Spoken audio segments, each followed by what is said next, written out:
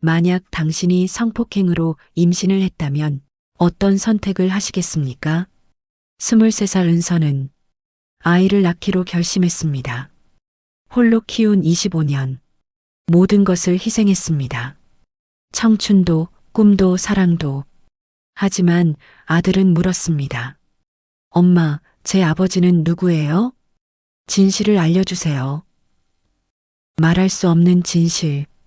알아서는 안 될 비밀. 그리고 그 진실이 밝혀진 순간 모든 것이 무너졌습니다. 오늘은 누구도 원하지 않았던 한 가족의 비극적인 이야기를 전합니다. 1999년 늦가을 서울 변두리의 낡은 산부인과 복도. 형광등이 깜빡이며 불안정한 빛을 내뿜었다. 복도 끝 플라스틱 의자에 앉아있던 23 은서의 손이 떨렸다. 손에 쥔 하얀 봉투에서 진단서가 삐져나와 있었다. 임신 6주. 두 글자가 은서의 눈앞에서 흔들렸다. 세상이 빙글빙글 돌았다. 숨이 막혔다. 이럴 수가 없어. 은서의 입에서 신음 같은 소리가 새어나왔다. 진단서를 든 손이 힘없이 떨어지며 종이가 바닥에 흩어졌다. 중년의 여의사가 진료실 문을 열고 나왔다. 엄숙한 표정으로 은서를 내려다봤다. 결정은 본인이 하셔야 해요. 마지막 생리일자로 계산하면 6주 정도 됐으니까. 시간이 많지 않아요. 빨리 생각해 보세요. 의사는 그렇게 말하고는 다시 진료실로 들어갔다. 복도에는 은서 혼자만 남았다. 은서의 눈에서 눈물이 주르륵 흘러내렸다. 손으로 입을 막고 소리 없이 흐느꼈다. 몸이 떨렸다. 공포와 혼란과 절망이 한꺼번에 밀려왔다. 그날 밤, 내가 민호 오빠를 믿었던 게 잘못이었을까? 은서의 머릿속에 3주 전 그날 밤이 스쳐 지나갔다. 어둡고 흐릿한 기억, 울부짖던 자신의 목소리, 저항할 수 없었던 무력감, 그리고 침묵. 아무도 믿어주지 않을 거야. 같은 동네에서 어릴 때부터 알던 오빠라고 하면 다들 내가 거짓말한다고 할 거야. 은서는 바닥에 떨어진 초음파 사진을 주었다. 흐릿한 흑백 이미지 속에 작은 점 하나가 보였다. 그 사람이 아이. 은서의 입술이 파르르 떨렸다. 증오와 혐오가 밀려왔다. 하지만 동시에 알 수 없는 감정도 함께 왔다. 이것은 생명이었다. 아무 죄 없는. 은서는 고개를 들어 복도 창문 밖을 바라봤다. 가을 하늘이 너무 파랬다. 세상은 아무 일 없다는 듯 평화로웠다. 하지만 은서의 세상은 이미 무너져 내리고 있었다. 나 어떻게 해야 하지? 시간을 3개월 전으로 되돌려보자. 1999년 8월 뜨거운 여름이었다. 은서는 서울 신림동 반지하 원룸에서 혼자 살았다. 유아교육과 2학년생으로 매일 아침 7시에 일어나 학교에 갔다. 수업이 끝나면 편의점 아르바이트를 했다. 저녁 6시부터 밤 11시까지. 주말에는 아침 6시부터 오후 2시까지 또 다른 편의점에서 일했다. 부산에 계신 부모님은 작은 분식집을 운영하셨다. 경제적으로 여유가 없었다. 은서는 장학금과 아르바이트로 학비와 생활비를 스스로 벌었다. 그날도 평범한 하루였다. 은서는 학교 식당에서 친구 지혜와 함께 점심을 먹고 있었다. 언니, 나 이번 주말에도 편의점 알바야. 등록금 벌려면 진짜 미칠 것 같아. 은서가 김치찌개를 떠먹으며 한숨을 쉬었다. 은서야, 너무 무리하지 마. 몸 상하면 어떡해. 지혜가 걱정스러운 눈으로 은서를 바라봤다. 괜찮아. 졸업하고 좋은 유치원 선생님 되면 다 보상받을 거야. 나는 우리 엄마처럼 평생 고생만 하고 살긴 싫거든. 은서는 환하게 웃었다. 그녀의 꿈은 단순했다. 좋은 유치원 교사가 되어 아이들을 가르치고 따뜻한 가정을 꾸리는 것. 평범하지만 행복한 삶. 저녁 6시 은서는 편의점 앞치마를 두르고 계산대에 섰다. 손님들이 들어오고 나갔다.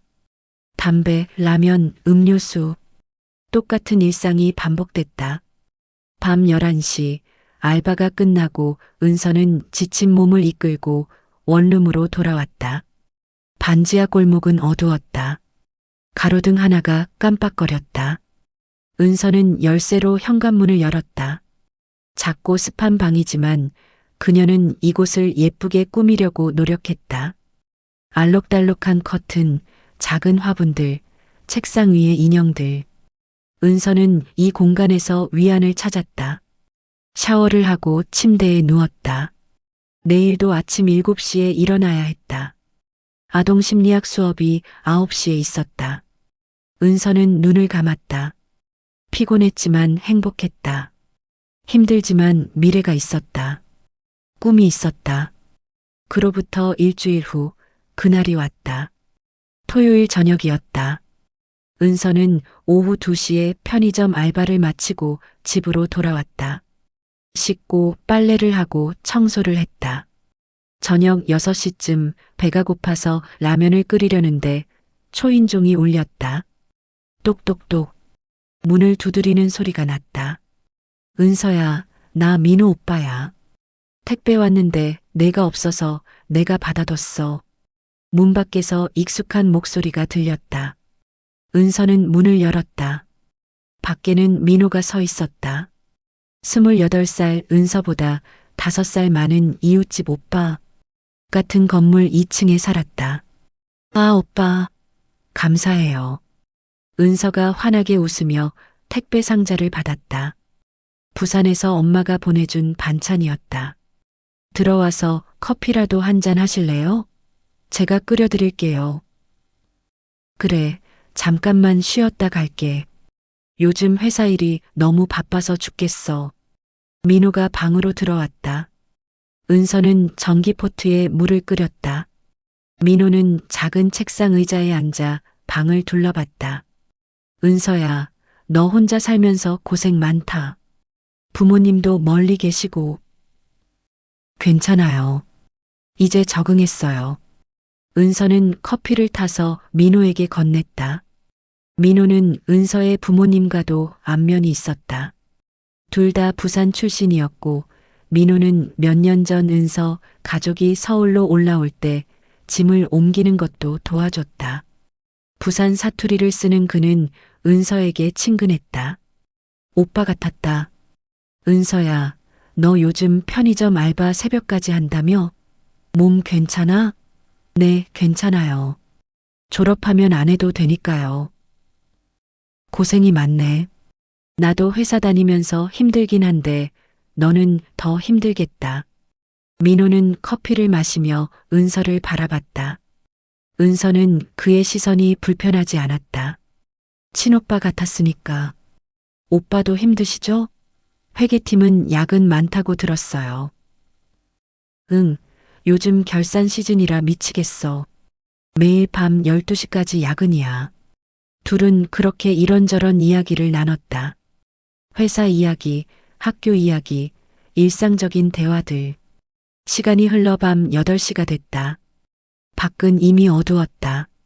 아, 시간이 벌써 이렇게 됐네. 나 가봐야겠다. 민호가 자리에서 일어났다. 오빠, 저녁 드셨어요? 제가 라면이라도 끓여드릴까요? 아니야, 괜찮아. 위층 가서 뭐 먹을 거 있어. 민호는 문 쪽으로 걸어갔다. 그런데 문 앞에서 멈춰섰다. 뒤돌아서서 은서를 봤다. 은서야. 네, 너 혼자 사는 거 외롭지 않아? 갑자기 분위기가 이상해졌다. 민호의 눈빛이 달라졌다. 은서는 본능적으로 한 걸음 뒤로 물러났다. 아, 아니에요. 괜찮아요. 나는 외로운데 혼자 사는 거 진짜 외로워. 민호가 한 걸음 다가왔다. 은서의 심장이 쿵쾅거리기 시작했다. 뭔가 잘못됐다. 공기가 무거워졌다. 오빠, 저 피곤해서 그만 쉬어야 할 것 같아요. 은서는 떨리는 목소리로 말했다. 은서야, 나 좀 안아줘. 힘들어. 민호가 다가왔다. 은서는 뒤로 물러났다. 등이 벽에 닿았다. 더 이상 물러날 곳이 없었다. 오빠, 나가주세요. 제발. 은서의 목소리가 떨렸다. 공포가 밀려왔다. 왜 그래? 우리 친하잖아. 내 부모님도 나 잘 아시고. 민호의 손이 은서의 어깨를 잡았다. 싫어요. 나가요. 은서가 소리쳤다. 하지만 반지하 방은 방음이 잘 됐다. 밖에는 아무도 없었다. 그날 밤 은서의 세상이 무너졌다. 은서는 그날 밤 이후 일주일 동안 방에서 나오지 못했다. 학교도 가지 않았다. 알바도 가지 않았다. 침대에 누워서 천장만 바라봤다. 몸이 더러웠다. 아무리 씻어도 더러웠다. 하루에 5번씩 샤워를 했다. 피부가 벗겨질 정도로 문질렀다. 하지만 그 느낌은 지워지지 않았다. 밥을 먹지 못했다. 입에서 음식이 넘어가지 않았다. 물만 조금씩 마셨다. 밤에는 악몽을 꿨다. 민호의 얼굴이 나타났다. 그의 목소리가 들렸다. 비명을 지르며 깨어났다. 온몸이 땀으로 젖어 있었다. 신고해야 하나? 경찰에 가야 하나? 은서는 수없이 고민했다. 하지만 용기가 나지 않았다. 증거가 없었다. 민호는 부산에서 잘 나가는 대기업에 다녔다. 부모님들도 서로 알았다. 누가 믿어줄까? 내가 유혹한 거 아니야? 내가 먼저 집에 들어오라고 했잖아. 커피도 줬잖아. 상상 속에서 경찰들이, 사람들이 은서를 비난했다. 손가락질했다. 더러운 여자라고 했다. 은서는 두려웠다. 창피했다. 부끄러웠다. 그리고 무엇보다 부모님께 알려지는 게 두려웠다. 부산에서 고생하시며 분식집 하시는 부모님. 딸이 이런 일을 당했다는 걸 알면 얼마나 가슴 아파하실까. 그리고 혹시 부모님도 은서를 의심하실까? 은서는 침묵을 선택했다. 혼자 사귀기로 했다. 일주일 후 은서는 겨우 방 밖으로 나왔다. 학교에 갔다. 친구 지혜를 만났다. 은서야, 어디 아팠어? 연락도 안 되고 학교도 안 오고. 걱정했잖아. 지혜가 달려와서 은서를 안았다. 응, 몸이 좀 안 좋았어. 이제 괜찮아. 은서는 억지로 웃었다.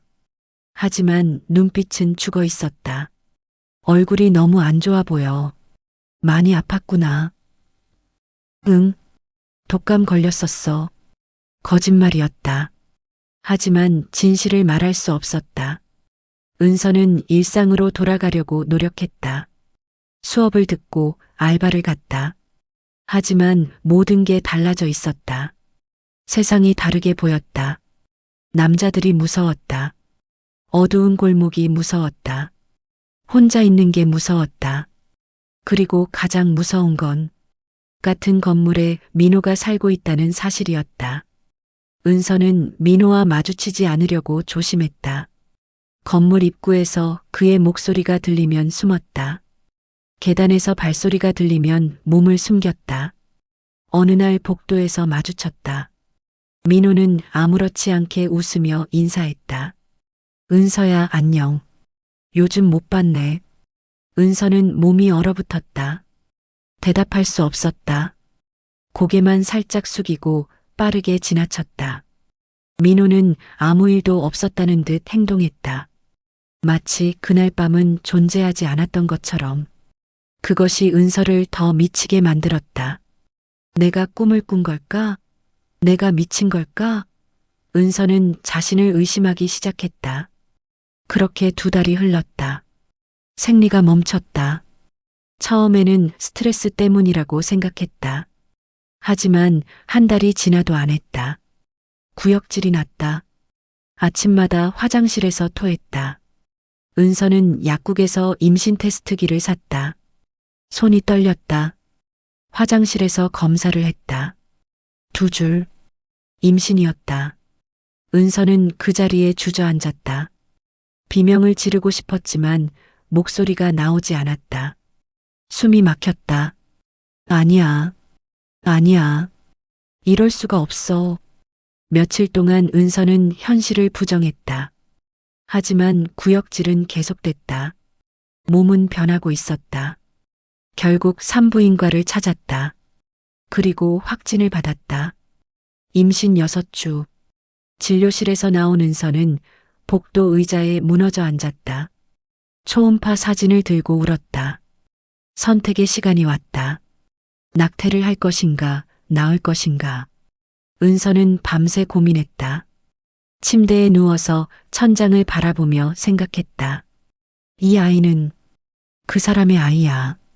나를 짓밟은 그 사람의, 그 끔찍한 밤의 결과물이야. 증오가 밀려왔다. 혐오가 밀려왔다. 이 아이를 보면 평생 그날 밤을 떠올리게 될 것이다. 낙태를 하자. 지워버리자. 없었던 일로 하자. 하지만 동시에 다른 목소리도 들렸다. 이 아이한테 무슨 죄가 있어? 이 아이도 생명이야. 아무 잘못 없는. 은서는 자신의 배를 쓰다듬었다. 그 안에 작은 생명이 자라고 있었다. 나는 유아교육과 학생이야. 아이들을 사랑한다고 했잖아. 그런데 내 뱃속의 아이는 죽일 수 있어? 갈등이 깊어졌다. 은서는 인터넷으로 낙태 정보를 찾아봤다. 수술 방법, 비용, 부작용, 모든 걸 조사했다. 지금 하면 아무도 모르게 할 수 있어. 학교도 계속 다니고 졸업하고 선생님 되고 평범한 삶을 살 수 있어. 하지만 매일 밤 악몽을 꿨다. 수술대 위에 누워있는 자신, 그리고 사라지는 작은 생명. 은서는 비명을 지르며 깨어났다. 일주일이 지났다. 은서는 여전히 결정하지 못했다.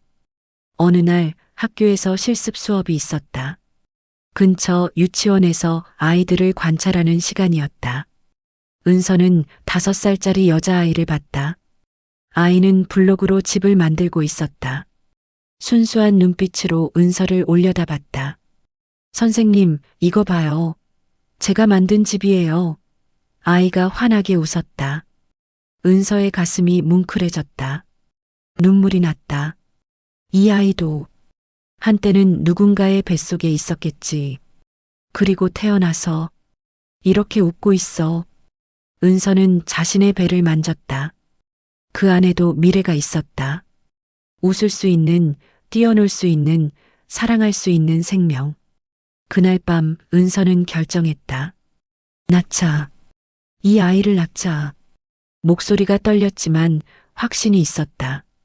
내가 어떻게 생겨난 건지는 중요하지 않아. 너는 너야. 엄마가 지켜줄게. 은서는 배를 감싸 안으며 울었다. 두렵고 막막했지만 결심은 확고했다. 하지만 현실은 냉혹했다. 가장 먼저 해결해야 할 문제는 부모님이었다.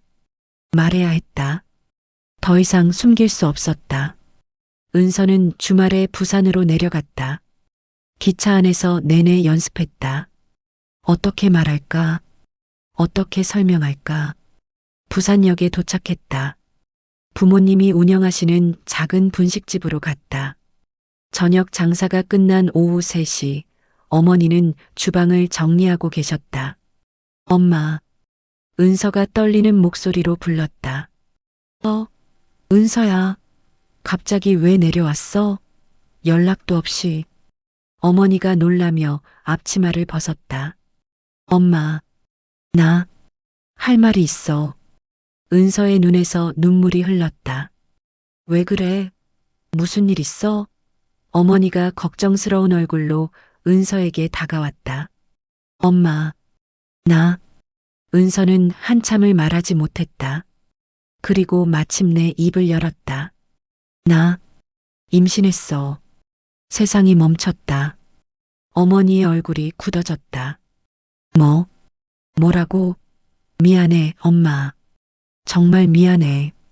은서는 무릎을 꿇고 울었다. 어머니는 잠시 아무 말도 하지 못했다. 충격이 너무 컸다.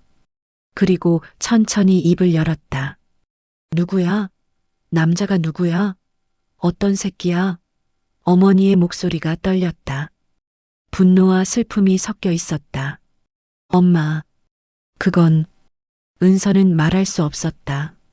진실을 말하면 어머니가 얼마나 고통스러워할까? 그리고 경찰에 신고하면 모든 게 드러날 것이다. 재판, 언론, 소문. 은서는 그걸 감당할 자신이 없었다. 동의했어? 내가 원해서 한 거야? 어머니가 날카롭게 물었다. 은서는 고개를 들 수 없었다. 대답할 수 없었다.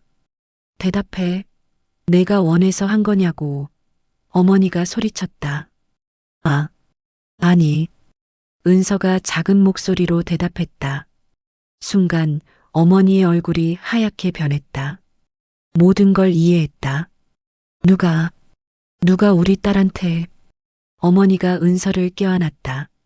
두 사람은 그렇게 한참을 울었다. 저녁에 아버지가 장사를 마치고 돌아오셨다. 어머니가 모든 걸 말씀드렸다. 아버지는 아무 말 없이 담배만 피우셨다. 손이 떨렸다. 누군지 말해라. 내가 죽여버릴 테니까. 아버지의 목소리는 차가웠다. 아빠 안 돼. 신고하면 모든 게 복잡해져. 나는 그냥 조용히 이 아이를 낳고 싶어. 미쳤어? 그 새끼 아이를 왜 낳아? 지워. 당장 지우라고. 아버지가 고함쳤다. 안 돼. 나는 이 아이를 낳을 거야. 은서도 소리쳤다. 이게 무슨 개소리야. 그 더러운 새끼 씨를 왜 내가. 아빠, 이 아이는 내 아이야. 내가 엄마야. 은서의 목소리는 단호했다. 아버지는 말문이 막혔다. 어머니가 아버지를 말렸다. 여보, 진정해요. 은서 결심이 확고한 것 같아요.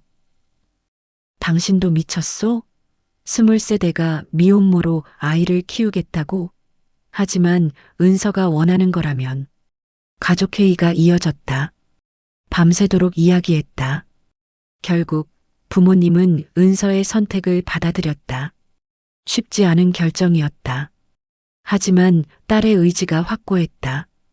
학교는 어떻게 할 거야? 어머니가 물었다. 휴학할게. 출산하고 아이가 좀 크면 다시 복학할게. 돈은? 생활비는? 내가 일하면서 벌게. 아기 낳기 전까지는 알바할 수 있어. 은서는 계획을 말했다. 현실적이진 않았지만 의지는 확고했다. 우리도 도와줄게. 많이는 못 주지만. 어머니가 은서의 손을 잡았다. 고마워, 엄마. 은서는 어머니를 안았다. 서울로 돌아온 은서는 학교에 휴학계를 냈다. 친구 지혜에게만 진실을 말했다. 은서야. 정말. 어떻게. 지혜는 울었다. 은서도 울었다. 괜찮아. 나는 이 아이를 지킬 거야. 내가 도와줄게. 무엇이든 말해. 지혜는 은서를 안아줬다. 은서는 원룸을 정리하고 더 싼 곳으로 이사했다. 민호가 사는 건물을 떠나야 했다. 그와 마주치는 게 견딜 수 없었다. 경기도 외곽의 작은 고시원으로 이사했다. 월세 25만 원짜리 작은 방. 창문도 없었지만 최소한 민호는 없었다. 임신 4개월이 됐다. 배가 조금씩 불러왔다. 은서는 거울을 보며 자신의 배를 쓰다듬었다. 우리 잘할 수 있을까? 두려움이 밀려왔다. 하지만 동시에 신기한 감정도 느껴졌다. 생명. 내 안에서 자라는 생명. 엄마가 잘해볼게. 힘들어도 포기하지 않을게. 은서는 배에게 속삭였다. 임신 중에도 은서는 이랬다. 배가 크지 않은 초기에는 카페에서 아르바이트를 했다. 손님들은 은서가 임신한 줄 몰랐다. 은서는 배를 가리기 위해 헐렁한 옷을 입었다. 임신 7개월이 됐다.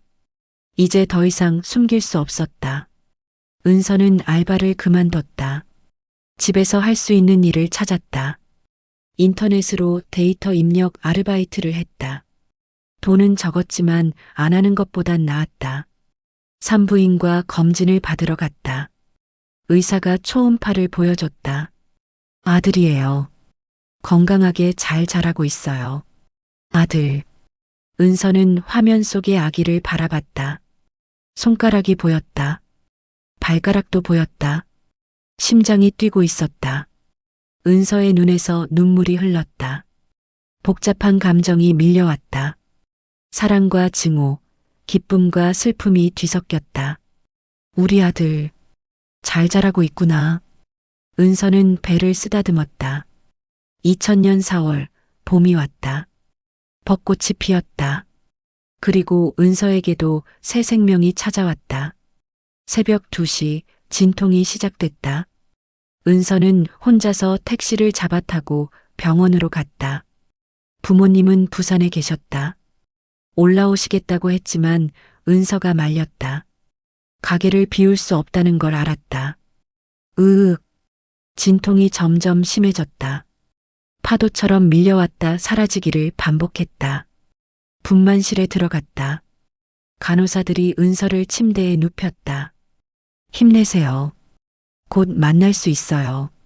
간호사가 은서의 손을 잡아줬다. 진통이 계속됐다. 2시간, 3시간. 은서는 비명을 질렀다. 온몸이 땀으로 젖었다. 조금만 더 힘내세요. 의사가 외쳤다.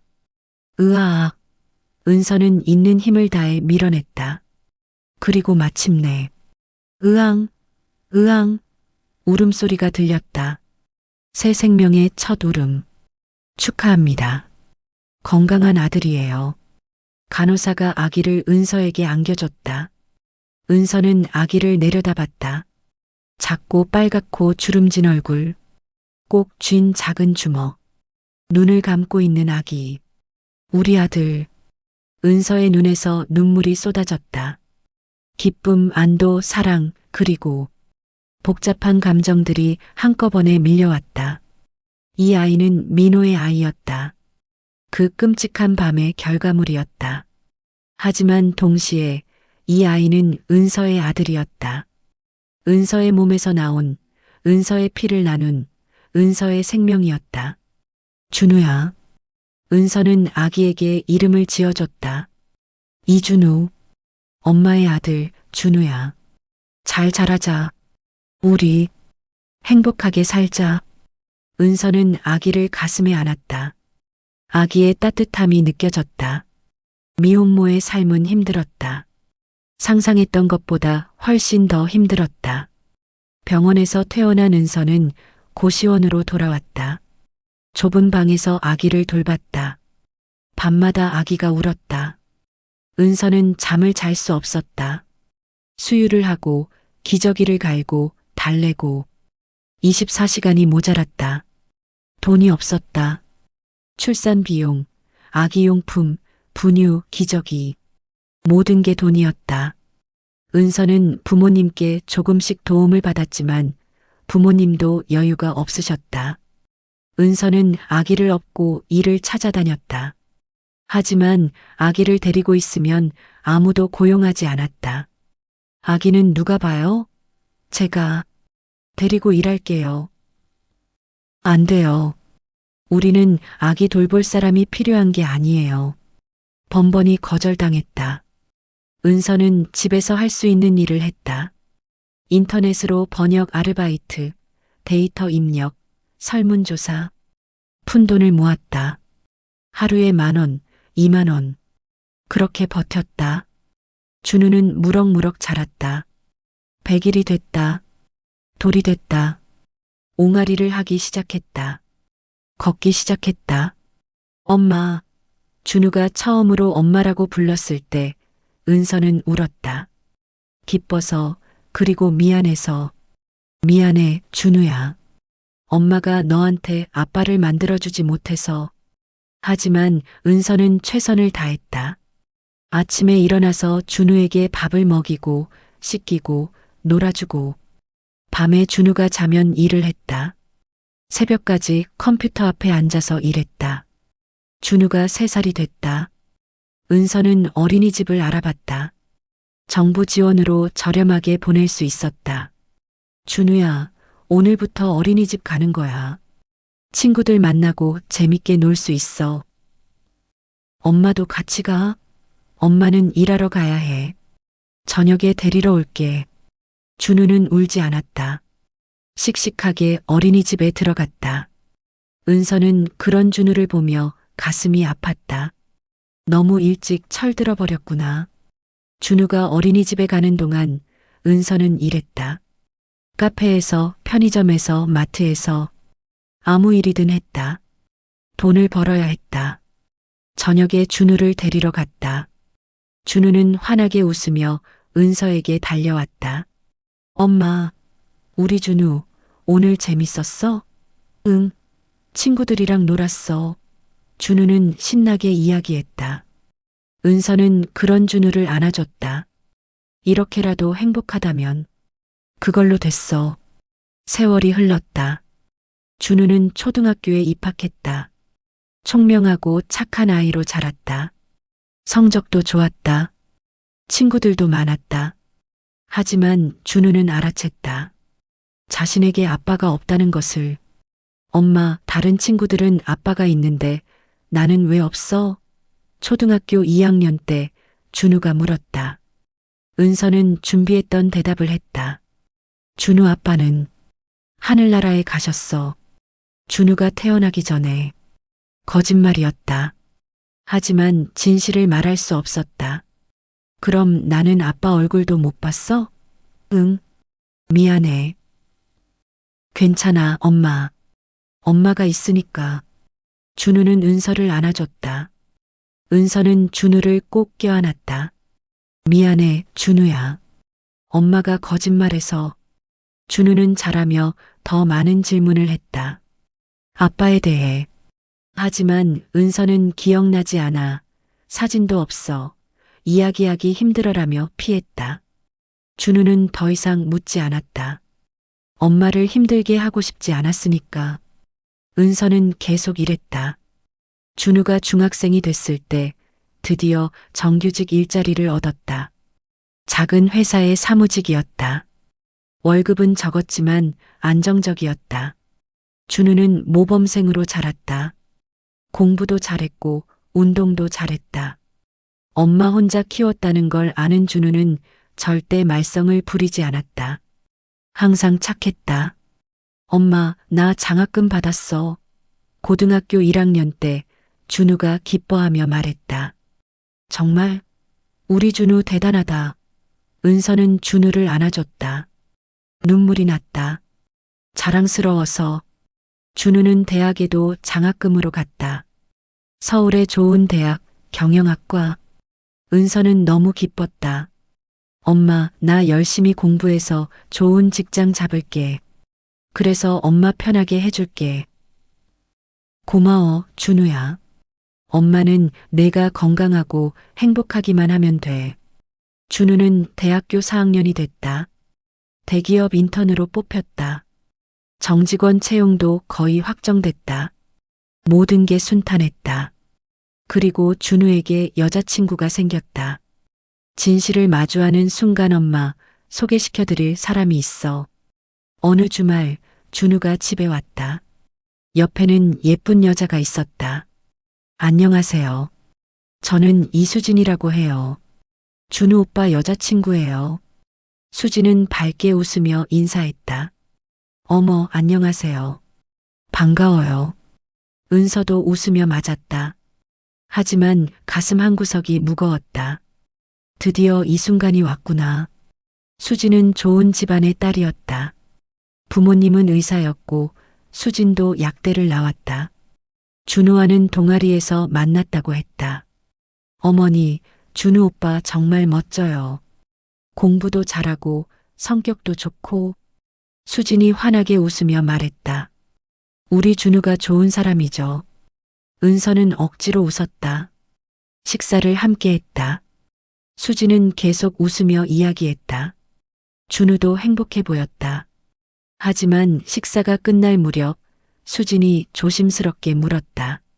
어머니, 실례가 안 된다면 준우 오빠 아버지는 어떤 분이셨어요?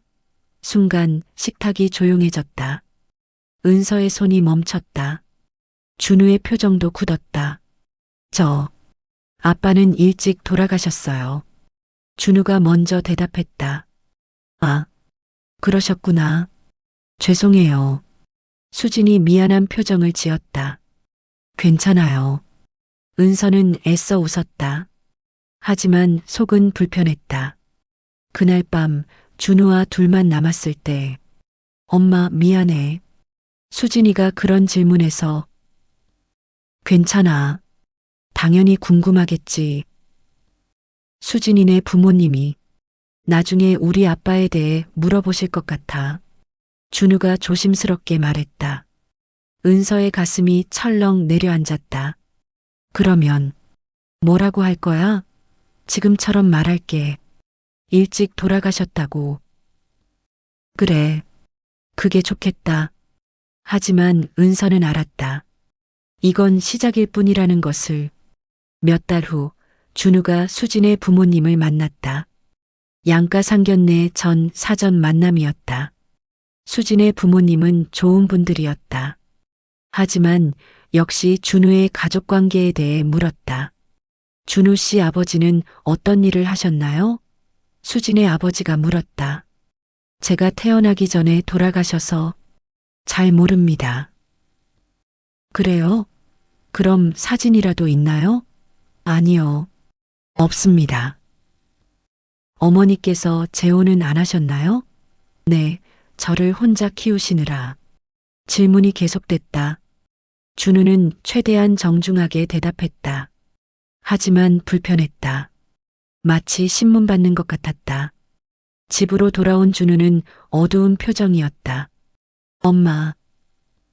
왜 그래? 수진이네 부모님이 우리 아빠에 대해 계속 물어보셨어. 나는 아무것도 대답할 수 없었어. 준우의 목소리가 떨렸다. 미안해, 준우야. 아니야, 엄마 잘못이 아니야. 근데 준우는 말을 멈췄다. 그리고 조심스럽게 물었다. 엄마, 나 아빠에 대해 알고 싶어. 정말로 하늘나라에 가신 거야? 은서의 심장이 멈췄다. 당연하지.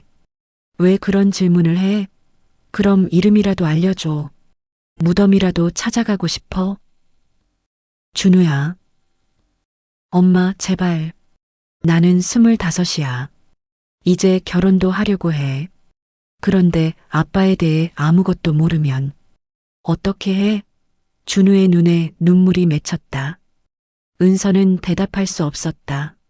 목이 메었다. 엄마가 숨기는 것 같아. 왜 사진 한 장 없어?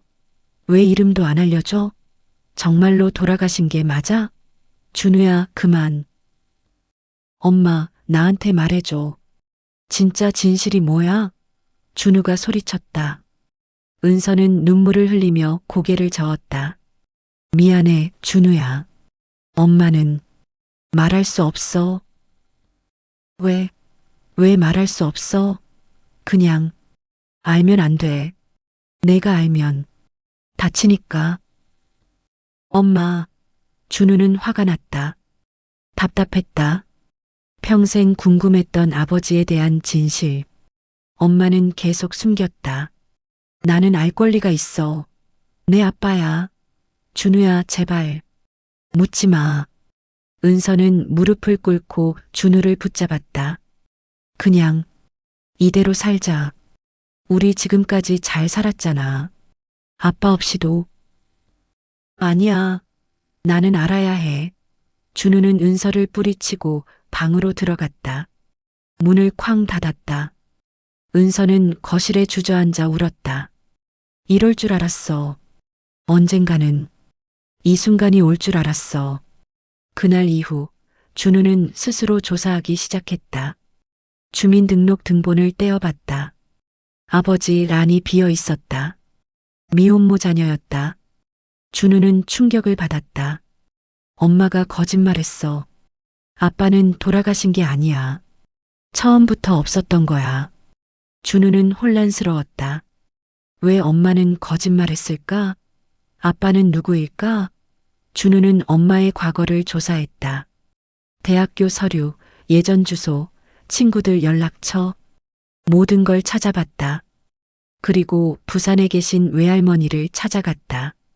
할머니, 제 아빠에 대해 알려주세요. 준우야, 그건 외할머니는 곤란한 표정을 지었다. 할머니, 제발이요. 나는 알아야 해요. 준우는 눈물을 흘리며 애원했다. 외할머니는 한참을 망설이다가 입을 열었다. 너의 아빠는 나쁜 사람이야. 내 엄마한테 나쁜 짓을 했어. 무슨 나쁜 짓이요? 그건 너무 끔찍해서 말할 수 없구나. 외할머니는 눈물을 흘렸다. 준우는 모든 걸 이해했다. 엄마가 왜 숨겼는지, 왜 말하고 싶지 않았는지, 엄마가 당한 거구나. 그리고 나는 그 결과로 태어난 거야. 준우는 충격에 빠졌다.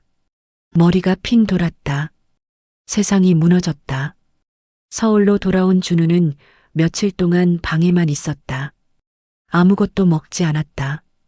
아무것도 하지 않았다. 그냥 침대에 누워서 천장만 바라봤다.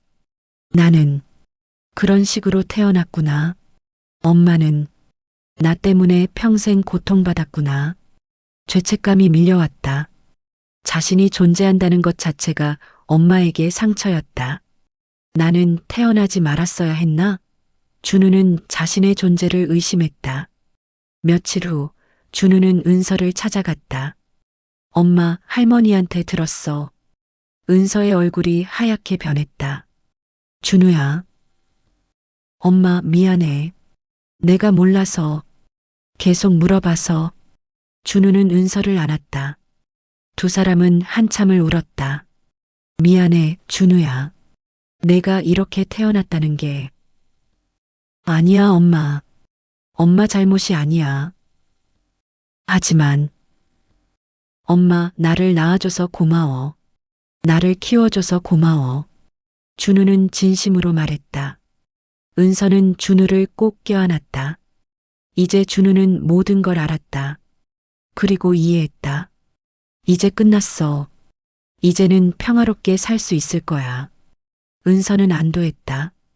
하지만 문제는 여기서 끝나지 않았다. 며칠 후 준우가 다시 찾아왔다. 표정이 심각했다. 엄마, 나 아빠를 찾고 싶어. 은서의 심장이 멎었다. 뭐라고? 내 생물학적 아버지. 찾고 싶어. 준우야, 무슨 소리야? 은서는 소리쳤다. 엄마, 들어줘. 나는 그 사람을 만나고 싶어. 내가 왜 태어났는지, 내 뿌리가 뭔지 알고 싶어. 미쳤어? 그 사람은 너의 아버지가 아니야. 생물학적으로는 아버지야. 닥쳐. 그 사람은 그냥 범죄자야. 은서는 분노로 떨었다. 엄마, 나도 알아. 그 사람이 나쁜 사람이라는 거. 하지만 나는 그 사람의 피가 흐르고 있어. 나는 알아야 해. 그 사람이 누구인지. 왜 알아야 해? 나는 결혼을 하려고 해. 아이를 낳을 거야. 그런데 내 아버지가 누군지도 모르고 유전병이 있을 수도 있잖아. 성격적인 결함이 있을 수도 있고. 준우는 논리적으로 설명했다. 그런 건 중요하지 않아. 중요해. 나한테는 중요하다고. 준우도 소리쳤다. 은서는 무너졌다. 준우야, 제발. 그 사람을 찾지 마. 엄마 부탁이야. 왜? 엄마는 왜 그렇게 막아? 그 사람을 보면 엄마는 다시 그날 밤을 떠올리게 될 거야. 다시 그 지옥 속으로 돌아가게 될 거야. 은서는 울며 말했다. 준우는 할 말을 잃었다. 하지만 엄마, 나는 알아야 해. 내 정체성을 위해서라도. 내 정체성은 내가 만들어가는 거야. 그 사람과는 상관없어. 하지만 그 사람 없이는 나도 없잖아. 둘은 평행선을 달렸다. 준우는 결국 혼자 조사를 시작했다. 엄마의 대학 시절 주소를 찾았다. 신림동 반지하. 그리고 그 건물에 살았던 사람들의 명단을 조사했다. 몇 주간의 조사 끝에 준우는 한 이름을 찾아냈다. 김민호. 당시 그 건물 2층에 살았던 남자. 나이로 계산하면 지금 51살. 준우는 김민호를 검색했다. 인터넷에 정보가 있었다. 현재 대기업 재무팀 부장. 서울 강남에 살고 있었다. 결혼해서 2자녀가 있었다. 이 사람이 내 아버지일까? 준우의 손이 떨렸다. 준우는 김민호의 회사 앞에서 기다렸다. 퇴근 시간이 됐다. 사람들이 쏟아져 나왔다. 그리고 한 남자를 봤다. 키가 크고 정장을 입은 중년 남자. 사진과 일치했다. 저기요. 준우는 다가가서 그를 불렀다. 김민호가 돌아봤다. 누구세요? 저는 이준우라고 합니다. 혹시 1999년에 신림동에 사셨나요? 김민호의 표정이 순간 굳었다. 뭔가를 떠올린 듯했다. 왜 그걸 물어보죠? 제 어머니가 그 당시 그 건물에 살았어요. 이은서. 김민호의 얼굴이 하얗게 변했다. 분명히 기억하고 있었다. 당신이 제 아버지 맞나요? 준우가 직접적으로 물었다. 김민호는 당황했다. 주위를 둘러봤다. 사람들이 지나갔다. 여기서 얘기할 순 없어요. 따라오세요. 김민호는 준우를 근처 조용한 카페로 데리고 갔다. 카페 구석자리에 앉았다. 김민호는 커피를 마시며 준우를 바라봤다. 당신 나이가 25입니다. 그렇군요. 김민호는 한숨을 쉬었다. 계산이 맞았다. 솔직히 말하겠습니다. 저는 당신 어머니와 그런 일이 있었던 걸 기억해요. 성폭행이었죠. 준우가 차갑게 말했다. 김민호는 고개를 숙였다. 미안합니다. 당시 저는 술을 많이 마셨고 정신이 없었어요. 변명은 안 하겠습니다. 그래서 저는 그렇게 태어났습니다. 당신 어머니가 아이를 낳았군요. 몰랐습니다. 당연히 몰랐겠죠. 도망갔으니까. 준우의 목소리에 분노가 섞여 있었다. 김민호는 대답하지 못했다. 저는 단지 제 아버지가 누군지 알고 싶었습니다. 그게 전부예요. 그래서 이제 알았으니 어쩔 건가요? 모르겠습니다. 준우는 솔직하게 말했다. 신고하지는 않을 거죠? 이미 오래전 일이고. 그건 제가 결정할 문제가 아닙니다. 제 어머니의 문제죠. 김민호는 불안한 표정을 지었다. 한 가지만 물어보겠습니다. 후회하나요? 준우가 물었다. 김민호는 한참을 침묵했다. 그리고 천천히 고개를 끄덕였다. 네, 후회합니다. 매일 후회하며 살았습니다. 하지만 제 가족이 있어서 이 일을 밝힐 수가 없었습니다. 비겁하네요. 인정합니다. 김민호는 명함을 꺼내 준우에게 건넸다. 혹시 필요한 게 있으면 연락하세요. 제가 할 수 있는 건 도와드리겠습니다. 준우는 명함을 받았다. 하지만 찢어버리고 싶은 충동이 들었다. 필요 없습니다. 저는 당신한테 아무것도 바라지 않아요. 준우는 자리에서 일어났다. 그냥 제 정체성을 확인하고 싶었을 뿐입니다. 이제 됐어요. 준우는 카페를 나갔다. 김민호는 그 자리에 남아서 고개를 숙이고 있었다. 집으로 돌아온 준우는 은서에게 말했다. 엄마 찾았어. 김민호. 제 생물학적 아버지. 은서는 심장이 멎는 것 같았다. 만났어? 응. 왜? 왜 그랬어? 은서는 눈물을 흘렸다. 알고 싶었어. 그냥 얼굴이라도 보고 싶었어. 준우야, 너. 엄마 미안해. 하지만 나는 알아야 했어. 준우는 담담하게 말했다. 은서는 무너졌다. 그날 밤의 악몽이 다시 살아났다. 민호의 얼굴, 민호의 목소리, 그 끔찍한 기억들.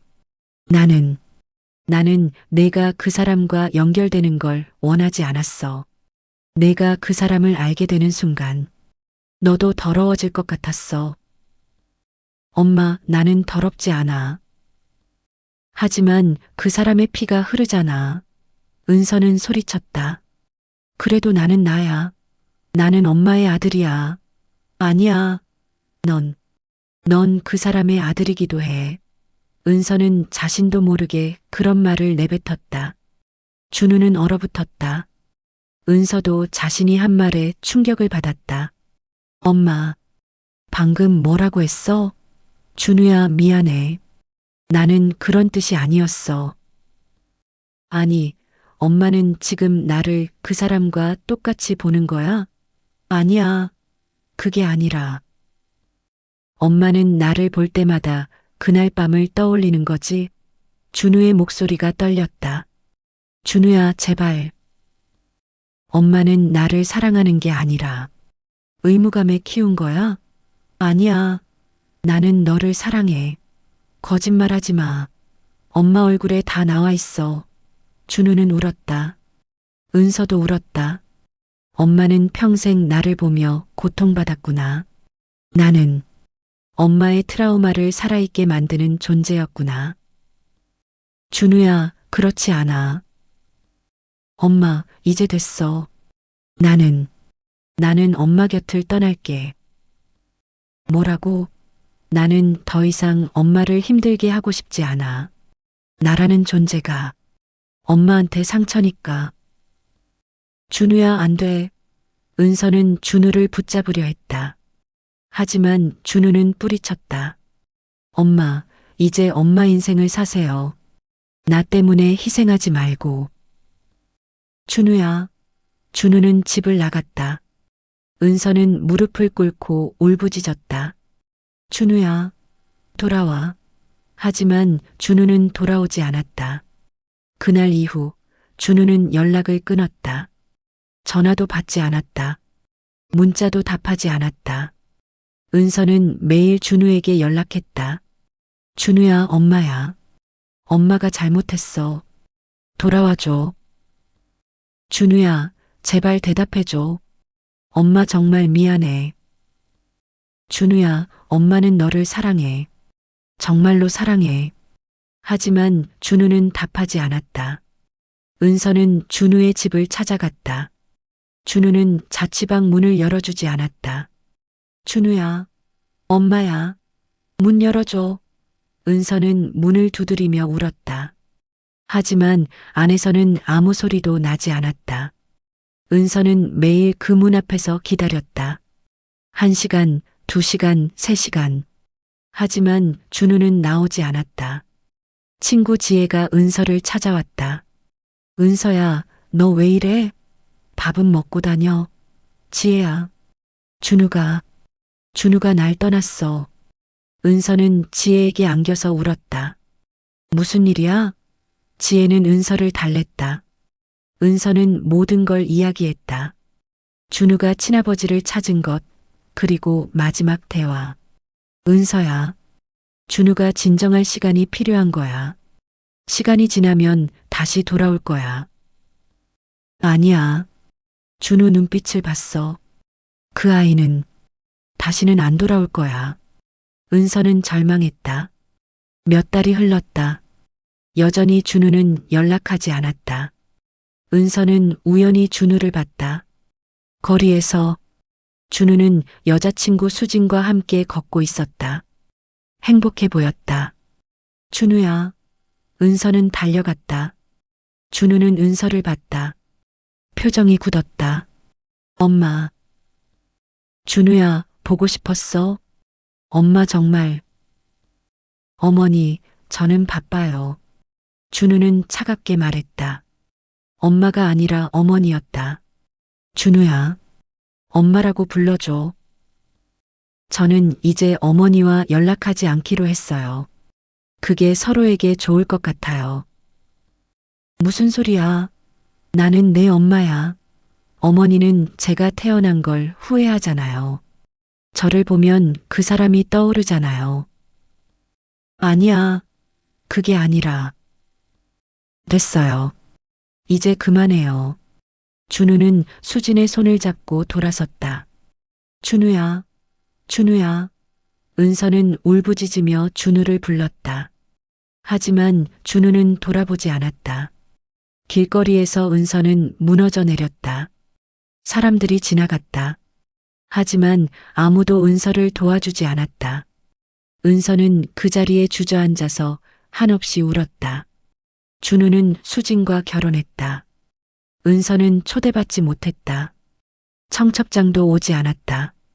결혼식 날 은서는 멀리서 지켜봤다. 예식장 밖에서 준우가 수진과 함께 웃으며 사진을 찍는 모습을. 준우는 행복해 보였다. 턱시도를 입고 환하게 웃고 있었다. 은서 없이도 행복할 수 있었다. 은서는 그 모습을 보며 가슴이 찢어지는 것 같았다. 내가 잘못했어. 내가 준우를 사랑한다고 제대로 말하지 못했어. 하지만 이미 늦었다. 준우는 은서를 엄마로 인정하지 않았다. 1년 후 은서는 우연히 소식을 들었다. 준우에게 아들이 태어났다고. 손주였다. 은서는 준우에게 연락했다. 준우야, 엄마야. 아기 낳았다며? 보고 싶어. 문자를 보냈다. 하지만 답이 없었다. 다음 날 준우에게서 답장이 왔다. 어머니, 저희 아이를 만나고 싶으시다면 법적 절차를 밟으세요. 저는 어머니를 더 이상 가족으로 생각하지 않습니다. 차갑고 냉정한 문장이었다. 은서는 전화기를 바닥에 떨어뜨렸다. 주저앉았다. 숨이 막혔다. 의절이야. 진짜 의절이야. 25년을 혼자 키웠다. 모든 걸 희생했다. 자신의 청춘, 꿈, 행복, 모든 걸 준우에게 바쳤다. 하지만 결국 준우는 은서를 떠났다. 은서는 거울을 봤다.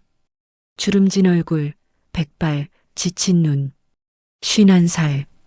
이제 노인이 되어가고 있었다. 나는 무엇을 위해 살았을까? 은서는 자신에게 물었다. 준우를 위해서였어. 준우가 행복하길 바랐어. 하지만 준우는 은서 없이 행복했다. 아니, 은서가 없어서 더 행복한 것 같았다. 나는 준우에게 짐이었구나. 트라우마를 상기시키는 존재였구나. 은서는 깨달았다. 자신이 준우를 낳은 순간부터 둘의 관계는 이미 비극이었다는 것을. 몇 년이 더 흘렀다. 은서는 혼자 살았다.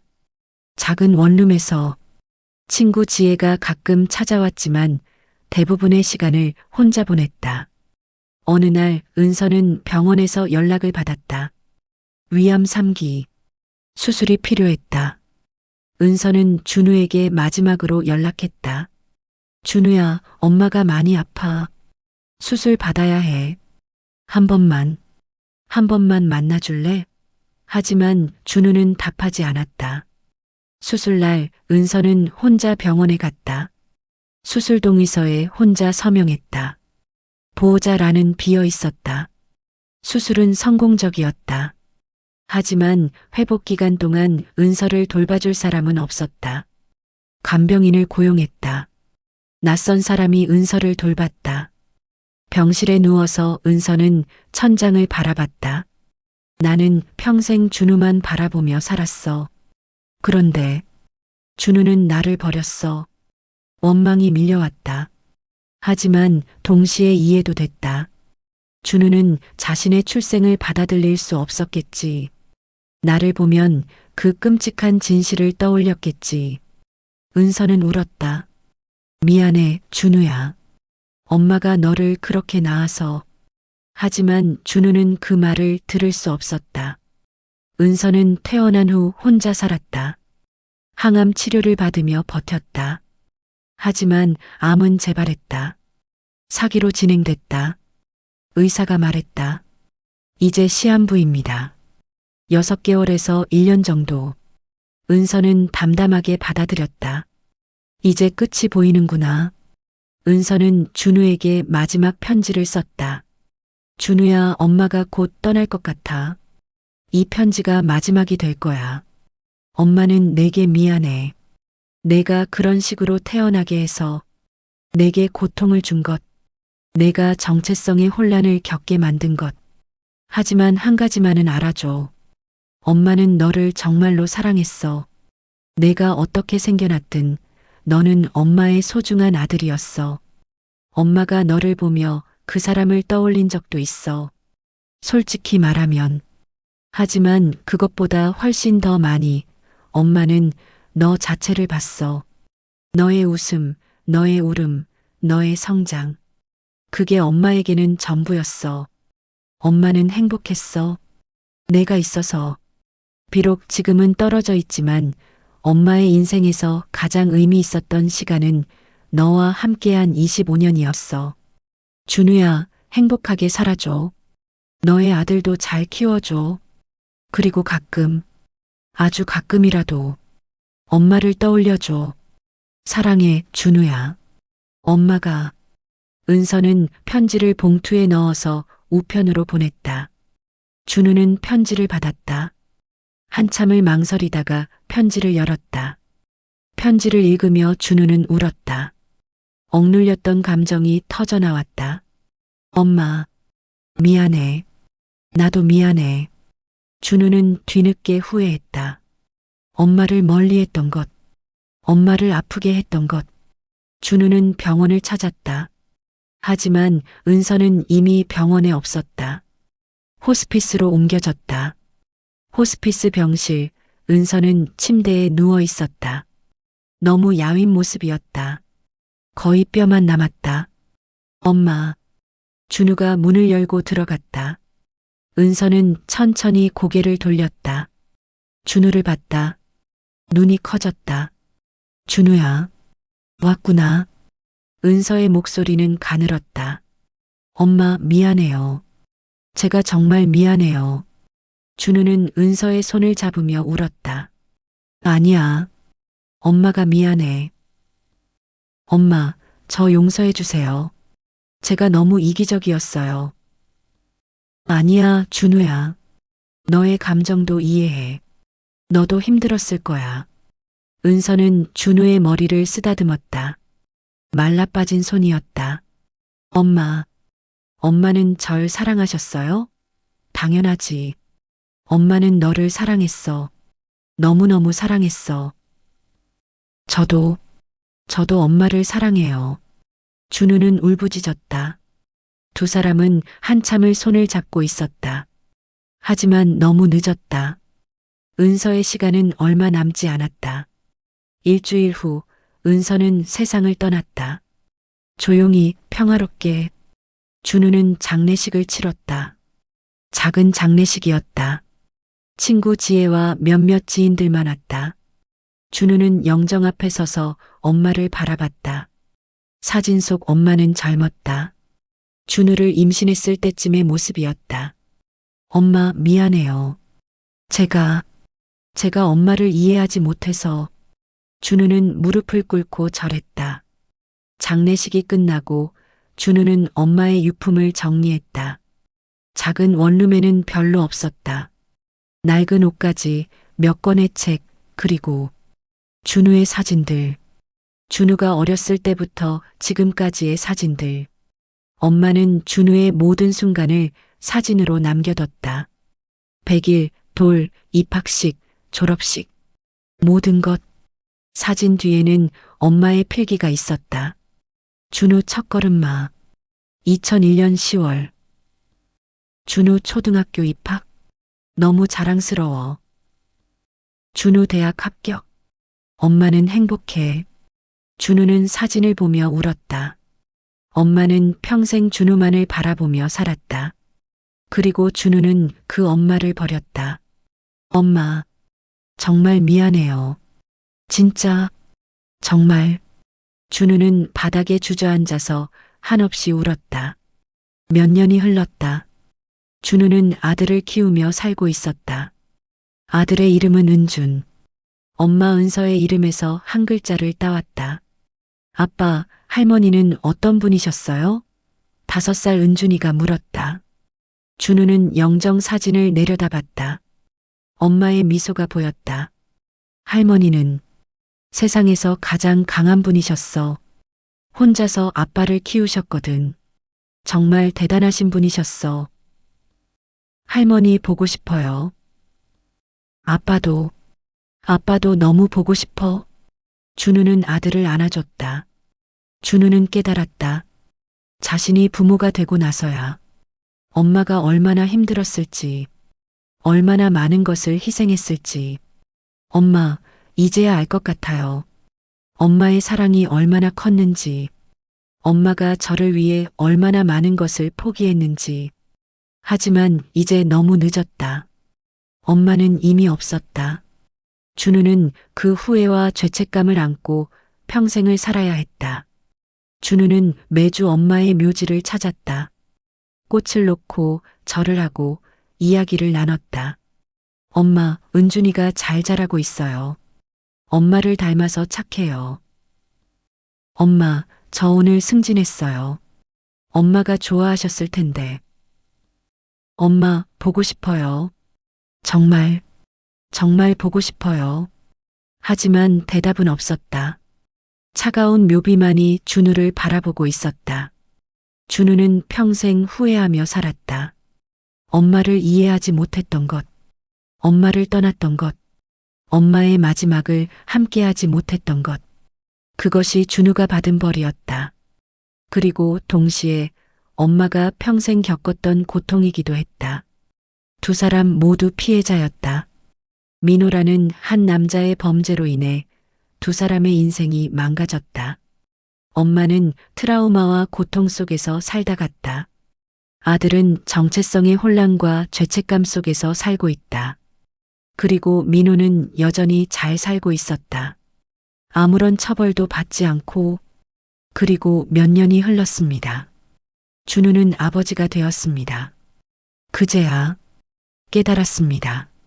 엄마가 얼마나 힘드셨을지, 엄마가 저를 얼마나 사랑하셨을지. 하지만 이미 너무 늦었습니다. 은서는 평생을 아들만 바라보며 살았습니다. 그리고 아들은 그 사랑을 너무 늦게 깨달았습니다. 이 이야기는 우리에게 묻습니다. 사랑하는 사람에게 늦기 전에 사랑한다고 말하고 계신가요? 미안하다고 말할 기회가 있을 때 용서를 구하고 계신가요? 오늘 이 영상을 보신 후 부모님께, 자녀에게 사랑한다고 한마디 전해보시는 건 어떨까요? 이 이야기가 가슴에 와닿으셨다면 구독과 좋아요 부탁드립니다. 여러분의 소중한 이야기도 댓글로 들려주세요.